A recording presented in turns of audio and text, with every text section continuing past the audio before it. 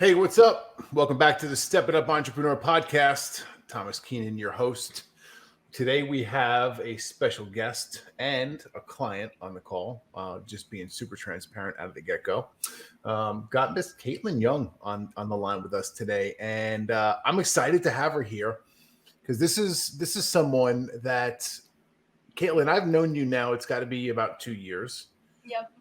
And I'm gonna be very real with you here and like very direct. And I don't mean it in a bad way, right? And there's lessons learned even for myself here as well. I didn't know what to think of you when I first met you. And to be quite honest with you, I had my guard up for quite some time.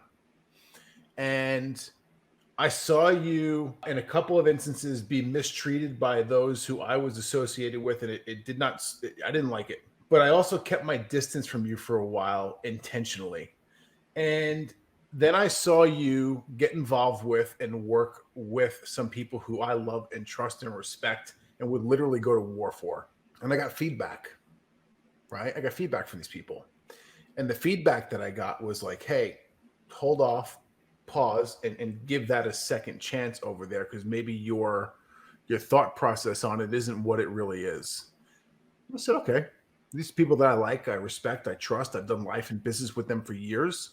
They're in my inner circle. So let me go ahead and do that. And I did. And I kind of started looking through a relationship with you through a different set of lenses. And I'm being real with you here, right? And this was a miscalculation of myself, not one that I'm proud of by no stretch of the imagination. But oftentimes, as human beings, we judge a book by its cover, and sometimes that's the wrong thing to do. Right. I know people have judged me before they've really got to sit down and meet me, have a meal with me or a real conversation. And it's like, I think it's part of life, but at the same point in time, it's not cool. But here's what I will say before I let you speak. Over the last couple of months, we've been working together.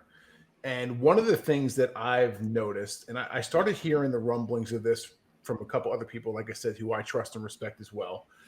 They were like, Kaitlyn does not give up. Okay, cool. Let's see about that. And let me put my eyes on it. And I put my eyes on it and I watched and I watched and I watched and I watched and I watched. They weren't fucking lying. Yeah. Right? Like you don't have a quit in you.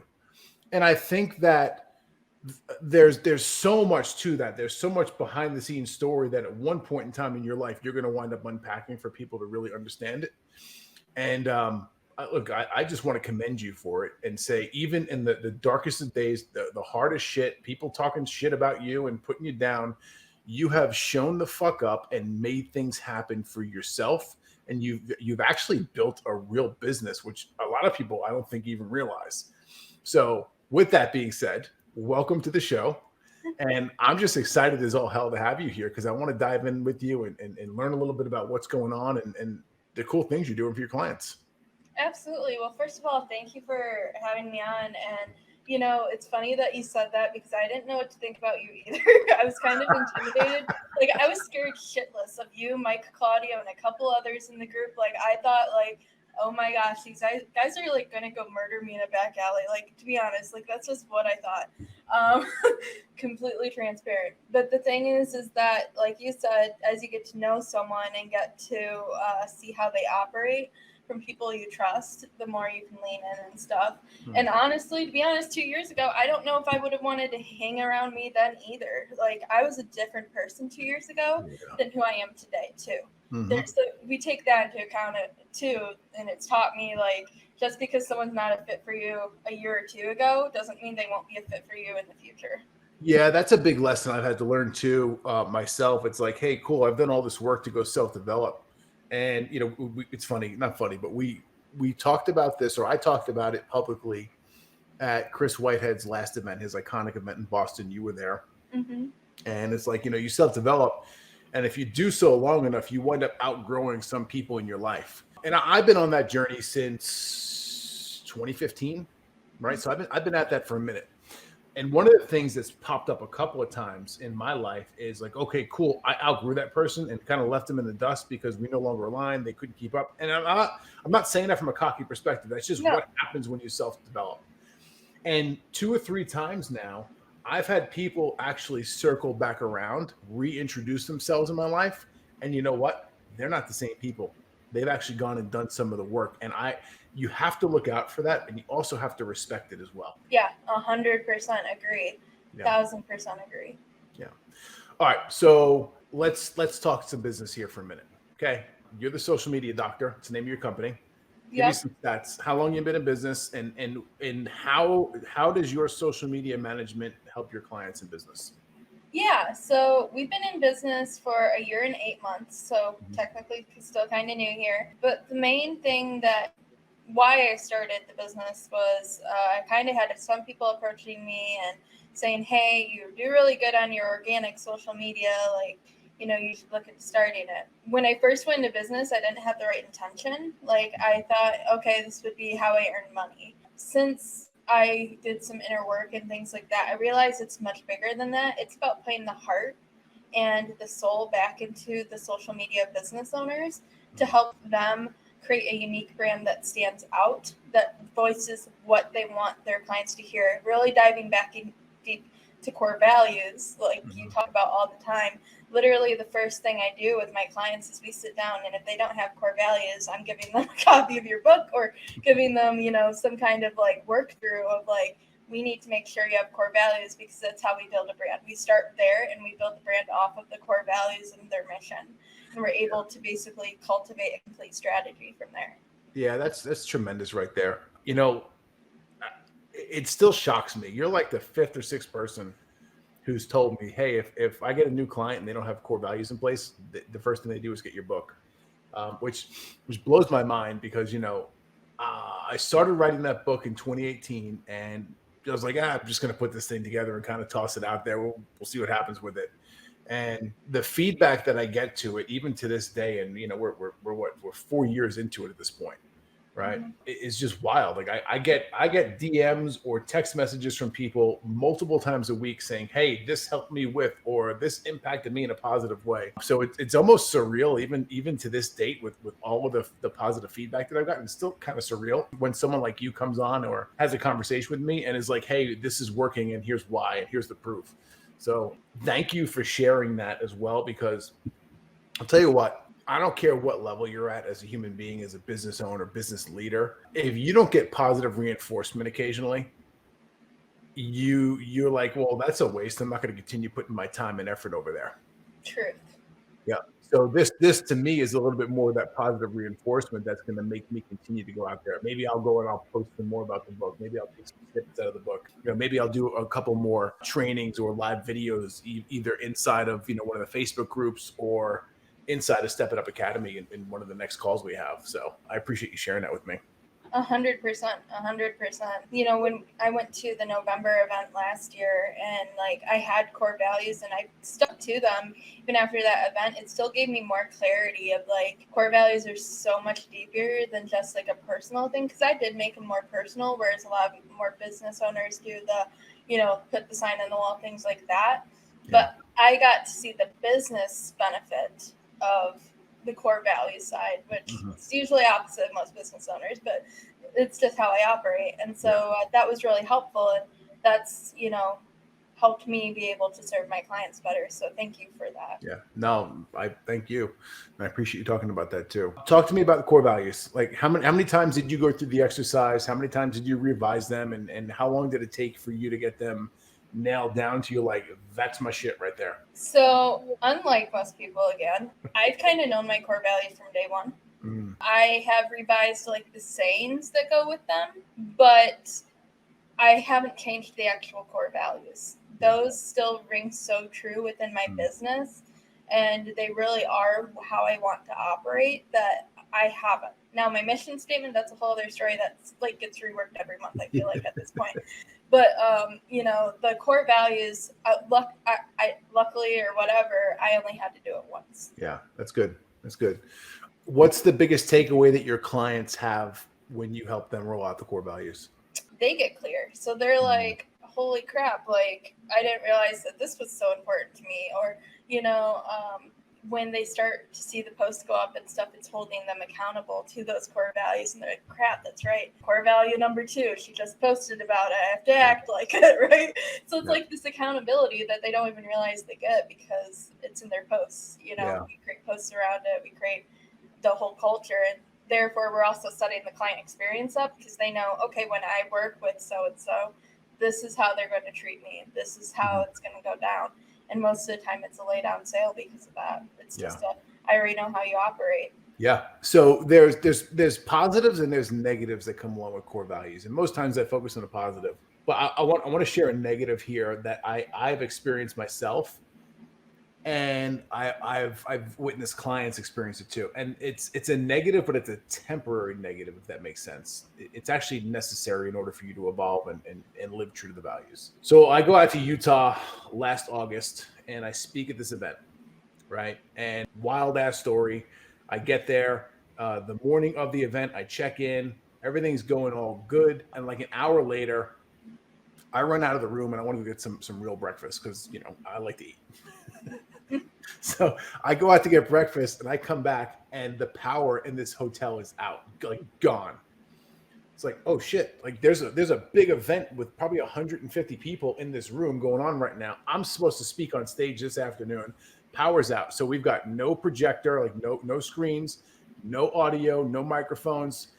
There's a camera guy there who's got his camera and it's working. The only reason it's working because it's on battery pack. But the production of this entire event just went shit. So the event coordinator, the team that was running the event, they let everything go. The event was still rolling. It was a little dark in the room. They had like emergency lights on. So they had like 3 light bulbs on in this giant room.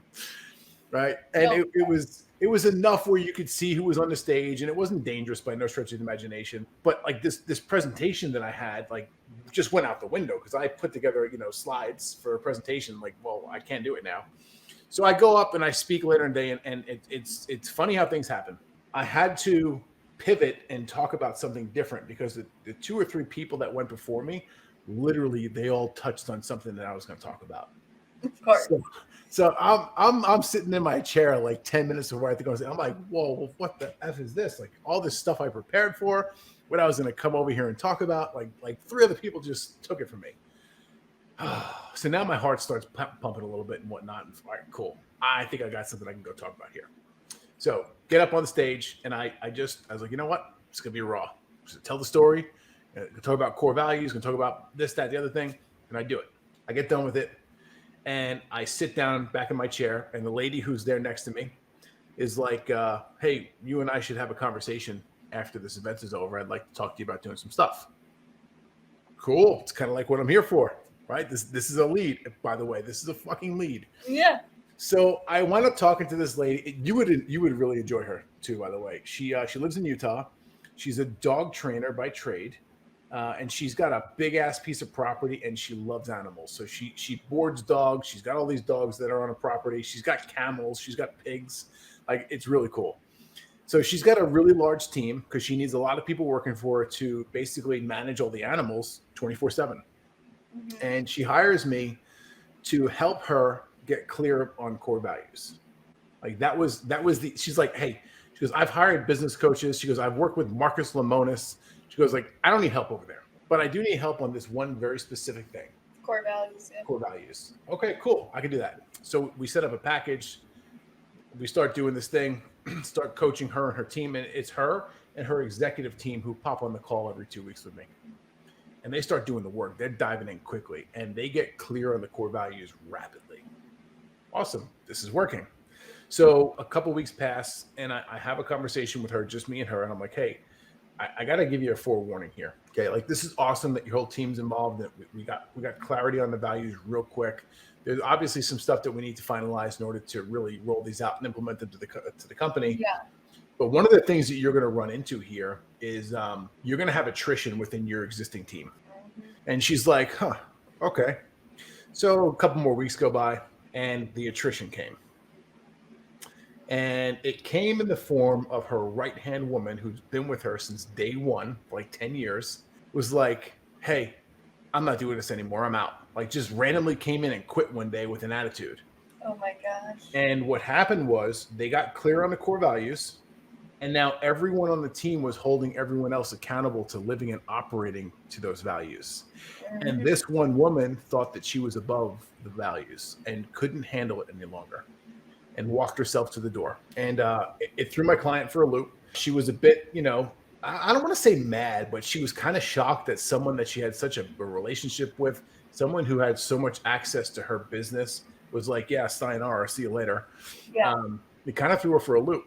But that's one of the negatives that we see when it comes to rolling out core values is you wind up calling out the people in your company who are full of shit, right? You wind up calling out the clients who you serve who are full of shit. Yeah. Right. And if it's done properly, that's what's going to happen. So that's a negative that definitely comes out of core values that a lot of people don't talk about. But you know what? You have to be aware of it. You have to understand that it's going to happen at some level, and that it's also okay. It's part of the growth pattern, right? And we see this on a personal side of things too. As we grow and evolve as people, we outgrow people. Yes. Or our values no longer align with them in a personal setting. Not that they're necessarily bad people, but we're just not the right fit for each other anymore. 100%. So here's my question. Yes. You rolled out core values, and did you lose any clientele after rolling out those values for yourself? I lost all but 2. I literally lost all but 2. When I got clear on our mission and I got clear on our core values, people started dropping off like flies. And I was so close to quitting and just going back to a Walmart job and just like calling it good and pretending I didn't have this drive within me, but I do have this drive within me. So I went for it. And now the clients I work with all respect my core values. And it's funny because we talked a little bit before we got on the call, like I was working 7 days a week, things like that. This week, I'm not anymore. And none of my clients had an issue with that. None. Yeah.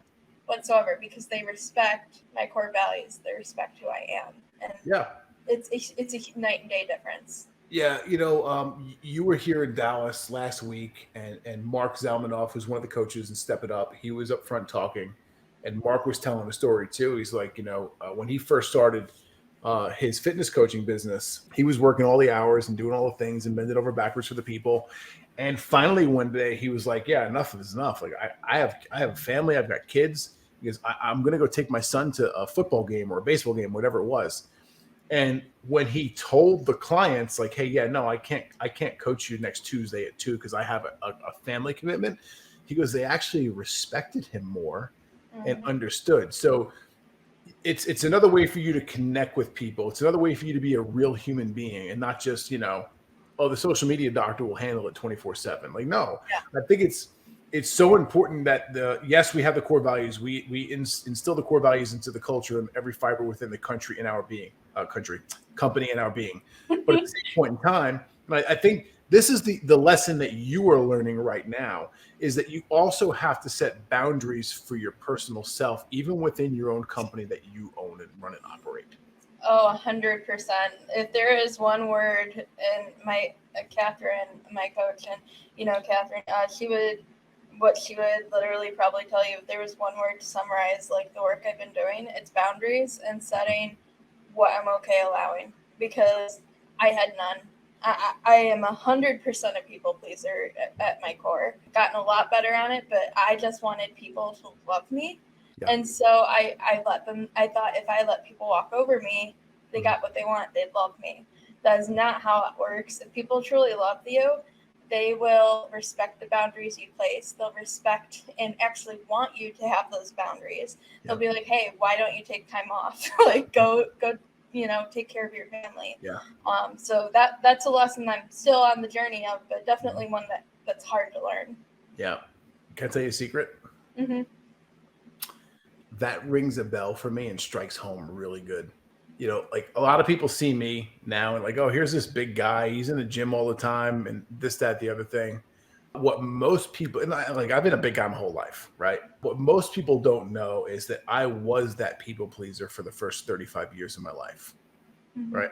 I was the kid in school who everyone picked on because I was a bit different. I wore glasses at a young age, and I had crooked teeth as a young kid, and luckily, my mom put a bunch of money into an orthodontist and had my teeth fixed when I was at a certain age. But like I had all of those things going on where, I've been the black sheep of my life from day one, whether it was, in Preach. school, whether Preach.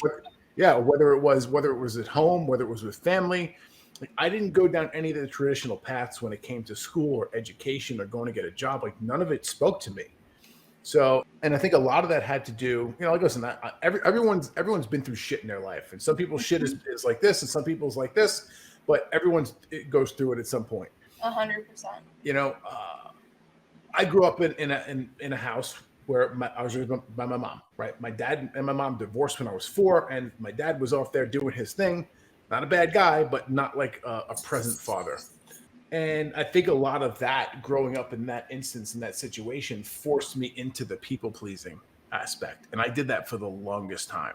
Mm-hmm. And it wasn't until I started working on me, self-development, reading, right? Also getting physical and starting to focus on my health. And when I talk about my health, I'm not talking just my physical health. I'm talking physically, I'm talking mentally, I'm talking spiritually, right? All of it combined. Yeah. When I started working on all of that, that's when shit got better. And I recognize in you that that's the path that you have begun and you're going down as well. And I just want to say I'm proud of you and congratulations for doing so. Thank you.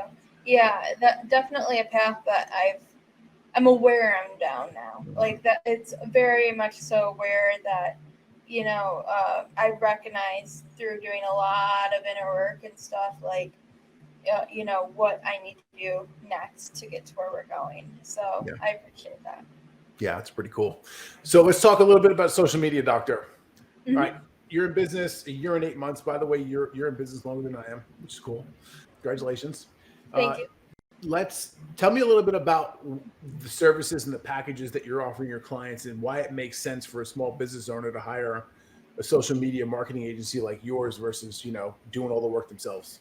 Oh, 100%. So a lot of times we work with a lot of contractors and business coaches and realtors. And a lot of times what happens is the contractor, for example, is, in the day-to-day operations, they're growing the thing, they're, doing the production side, they're just starting to, hire a production manager, or, they're working through all the basics, and they just don't have time to pour into learning another avenue of marketing. They don't have the bandwidth, so they're looking to sub it out. But the problem that they usually run into is that they get the standard Canva images that every other contractor is getting, and they don't really get a deep dive in the business. They just get, I Googled this about contractors, so I posted that. Yeah. Whereas because of the way I am and the way I've been coached and what I truly believe, I believe that a business is a story.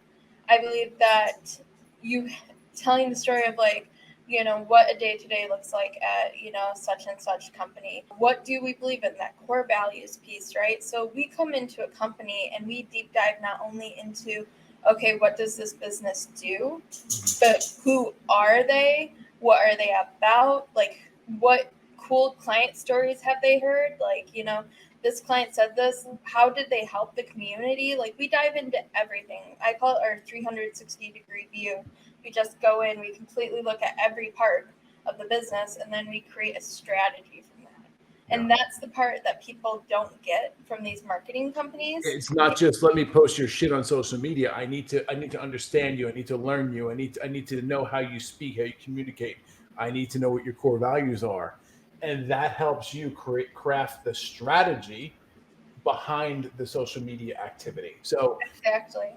And I think that's super important because most people who are business owners, right? They're like, fuck that, I'll do it myself. Yeah, cool. And all they're going to do is they're going to post. I had a coach I worked with for a number of years out of New York. Great guy. I still talk to him occasionally. Smart as a whip. He used to use the word or the phrase. He'd be like, hey, look, listen, I see you getting involved in social media and you're posting a lot over there. He goes, it's awesome. He goes, do me a favor. He goes, don't vomit all over social media like so many of these other assholes do. Yes. Yeah. Oh my gosh. Yes. It's so true. Like you don't have to post everything. You don't have to post, 800 times a day and get all this crap out there to get some good traction. No, it's very strategic. Like, at the most I'll post for 2 times a day, and that's like pushing it. Usually it's once a day, and the reason being is the quality of the post rather than the quantity. You can spam someone 1,000 times and you'll probably get like a few people, sure, but when you're doing attraction marketing that is actually like making them want to reach out to you, that is a much easier client to close than Yes. someone you've been spamming and like in their face going, hey, are you right, are you right? Like no. Yeah. So it's just, it makes so much sense, especially for contractors and, you know, business coaches and stuff like that in my fields I've been working in. It's just proven itself over and over again. So I love what you said here about attraction marketing, right? Let's use our relationship somewhat as a for instance. So attraction marketing is posting on social media, being available, having a podcast go after. These are all different power moves that we put out, right? And they're long plays. You do not expect an overnight ROI. So you were interacting with, following my content. You came to my event. You did this. You interacted. You kind of hanging out somewhat in the circle, and then you shoot me a message one day, and you're like, "I'm ready." Okay, cool. What questions can I answer for you? This is literally the sales call. What questions can I answer for you? I have How much is it a month? Basically, it was like, okay, how much is my investment so we can get this going? Because I knew you. Even though I didn't know you, I knew you from your socials and from Chris and, you know, different people we've hung around in different groups. But, you know, it's seeing you over and over again in my feed, popping up, things like that. But it's not like, hey, Kaitlyn, buy my crap. It's, look at this value that I keep offering you. Like, come on and join us. Like, yeah. It was literally that easy. And I mean, honestly, all of the clients who I currently have now have all been very similar to you, and I prefer it that way, right? Like I don't want to be the hard closed salesperson where I'm, you know, calling you and sending you 800 messages and following up with. I understand the value of follow up. I'm not discrediting it whatsoever. But if I could do this right from the beginning, and this is going to take a lot fucking longer, by the way, than picking up the phone and making a cold call. If I can do this right from the beginning and provide value constantly, day in and day out, when you're ready, you're going to ping me and say, come take my money, please. And it's really that simple. And the sales conversation in those kind of interactions isn't even really a sales conversation. It's just like, okay, cool. Let me answer some quick questions for you. Let me know when you want to start. And this is what the process is going to look like. You good? Yeah, I'm good. Cool. All right, cool. Here's a link. Pay for it. That's it. That's it. Exactly. That's literally every single client of mine has been either a referral or a social media lead. That's, you know, or from an event that I sponsored. But even then, like, I've never had the hard cold, like, I've never had that icky stomach feeling that you've had. I don't know if you've been in a sales position where you have that feeling where it's like, ugh, like you're vomiting because you're hard selling them. I've never done that in my social media business because I didn't want it to be that kind of culture. Like you said, it just happens. It's like, hey, saw this post about this, like saw that testimonial by this person, you know, when can I start? And it's like, okay, let's have a call first, figure this out, bro. But I'm excited, you know? Yep. I love it. So, all right. As far as clients are concerned, clients that are working with you, like what does a typical arrangement look like? Like someone, all right, cool. Hey, I want to work with you. Typically, roughly, what's the investment look like? What does the onboarding look like? And then what does the fulfillment look like from your team? Yeah, so we do not do like a setup fee. You know, I don't really like to do like this whole extra fee for a setup. But what we do is lock people in for 6 months. And the reason being because we don't do that setup fee, we're paying in tons of work. But usually it runs between 2,500-ish a month. And that's really just for us to be able to do that deep dive. It's for us to do that, you know, complete assessment and also give us time because we don't do ads. We don't do paid ads. That's something that we're looking into adding. But at the moment, we're just having so much success with organic. It hasn't been needed, right? And so that's kind of what it looks like. It's us posting regular posts. We have the reels we create for you. We give you a calendar to basically what's highlighted in red is what we need from you. This is the topic that you have to talk on. I give usually a couple videos on how to shoot videos. So that way you're not awkwardly trying to figure it out. We try to make it as easy as possible on our clients in that regard. And then basically you drop it into a Google Drive, and then we take it from there, and we do the posting, and it's Monday through Saturday, Sundays off. I love it. So here's a question for you. Mm-hmm. Right, because like, look, I've been in the social media game myself for a long time, just trying to get it, learn it, and whatnot. And I've done a decent job. I'm not the best at it, by no stretch of the imagination. Mm-hmm. And my patience with it actually dwindles as I get older. By the way, full transparency. My question to you is this, because this is something that I've fallen into this rabbit hole in the past. I fall into this rabbit hole with software all the time, like Go High Level, and it's like, how do you stay up to date with all of the latest changes and the things that are going on? Because like, look, you're posting on multiple platforms for people. How are you and your team staying educated on the latest and the greatest and the best practices? So as soon as a new, so first of all, we stay updated. Like, we're constantly checking Facebook for new updates. We're constantly checking Instagram, YouTube, and TikTok. Those are our 4 platforms that we do. And so we're always looking for it. And as soon as something drops, the first thing I do, like for a new app, like Threads, for example, just came out, right? We have like all this hype around Threads. The first thing I did was I created the accounts for my clients. But what we tell our clients when something new comes out is we can't guarantee results on that new item until we're able to do some more proven testing and stuff. Allow us to test it for you on our dime, basically just including it, letting us basically get to know the platform on your account, help you grow on it. But at the same time, we're learning, they get interaction for free. And that's just how we handle like a new app like that. Yeah. Got it. So let's say you got someone who's a do-it-yourselfer, right? They're like, now I understand the whole model, I understand your services, but I just want to do it myself. If you had someone like that come into your circle, because like you're probably like me, like I have no problem giving away all my damn trade secrets. Like I don't have any. Like, you want to know it, cool, I'll just tell it to you. Yeah. Because usually what happens is they wind up going in and doing the work, and they're like, oh my God, this is so much fucking harder than I thought it was going to be. I might as well go hire that guy. Yes, exactly. So if you had someone who came up to you and was like, hey, this is awesome, I love what you're doing, however, I want to do it myself. What are some of the tools that you use inside of the agency that you think are mandatory for anyone who's going to do anything with social media? 100%. When I do get those people, I used to have like a complete master class and like try to help them that way. Recently, we moved to doing a course just because my time has become more expensive and I don't have time to do that, unfortunately. But that way, they're still getting the help they need, and we're able to give more attention to them. Yeah. But as far as your question goes, the first thing I would say is getting on the video train. If you are not posting, and not just this like a social media pet peeve, but the people are like, oh, I'm doing reels, but they're not posting them as reels. They're posting them as regular videos on Facebook. And, they don't get as much interaction because of that. So make sure you're clicking that reels button when you do the videos, get you the most attraction from that. But that would be my biggest thing, is start doing 3-4 videos a week, and make them short. They don't need to be like your whole entire life story. They can be 15 seconds even. And, just start getting your name out there. Start talking about, what's going on in the business, what's going on, some hobby you're doing, this is what we did this week for this client. Start giving those feedback tips, and then slowly grow your socials from there. Like then add maybe another video, maybe add another platform, but don't try to do it all at once. Don't pile every platform known to man, every day post at this time. Like, you will burn out faster than you can say yeehaw.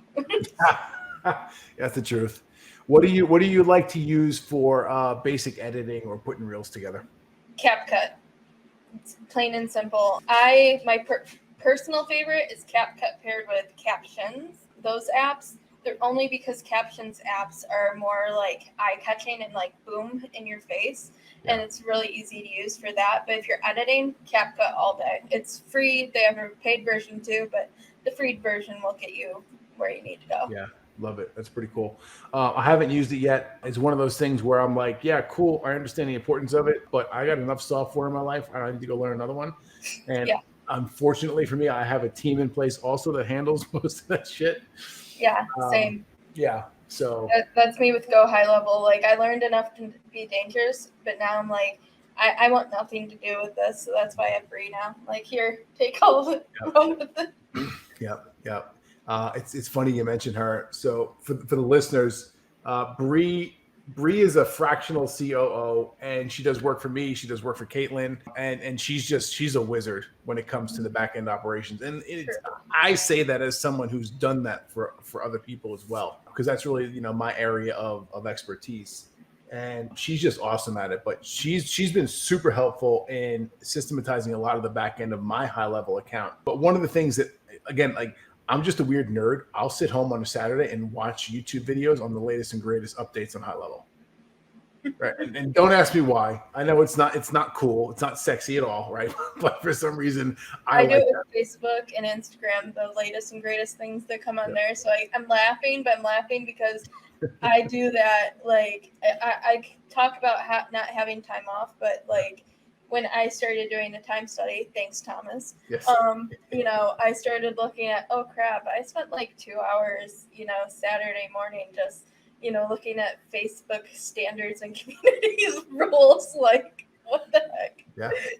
Yeah. But look, it's important because what winds up happening is Bree is so damn busy doing inside of the softwares and inside of the companies that she helps service, mine and a couple others, yours as well, that she doesn't have all of the free. And listen, she's also a mom. She's a husband. Jesus Christmas.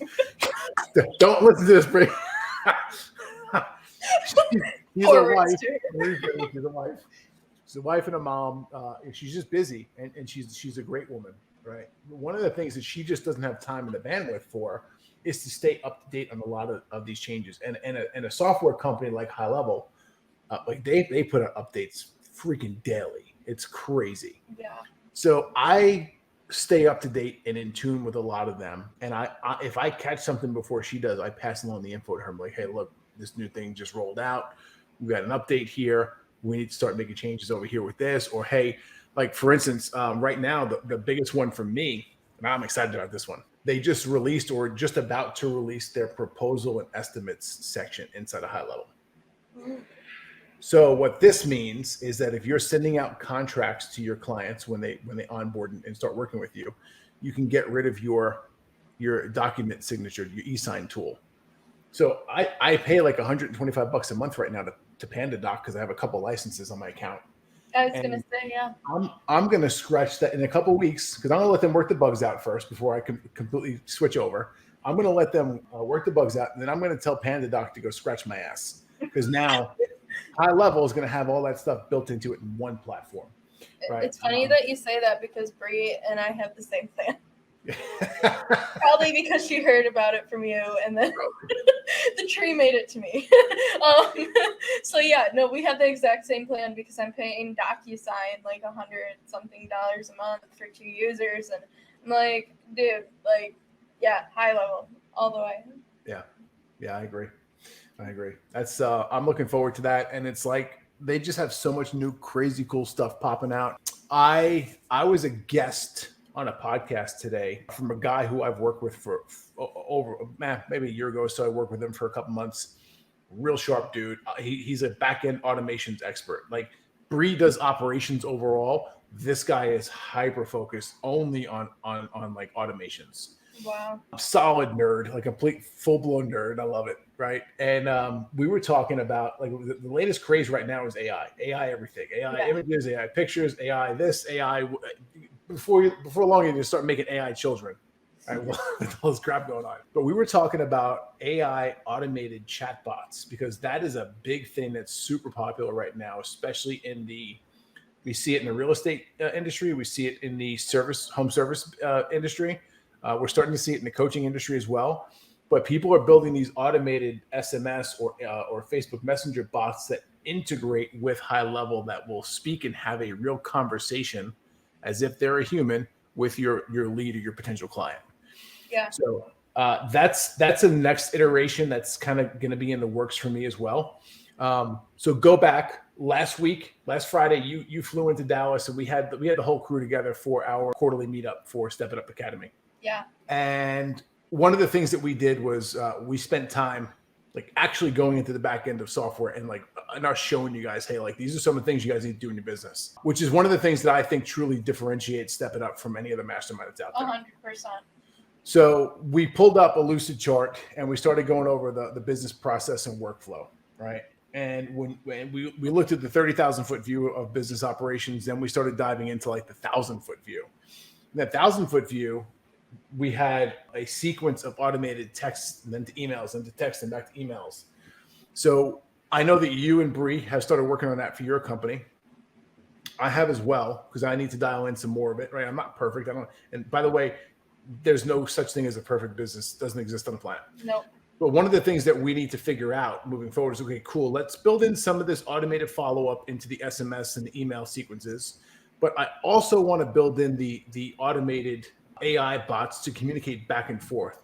What I want the bot to do is have the intention of pushing the lead to actually book a scheduled call with us, a face-to-face consultation call. Yeah. Once we get on the phone with you and we're face-to-face, our close rates go through the roof.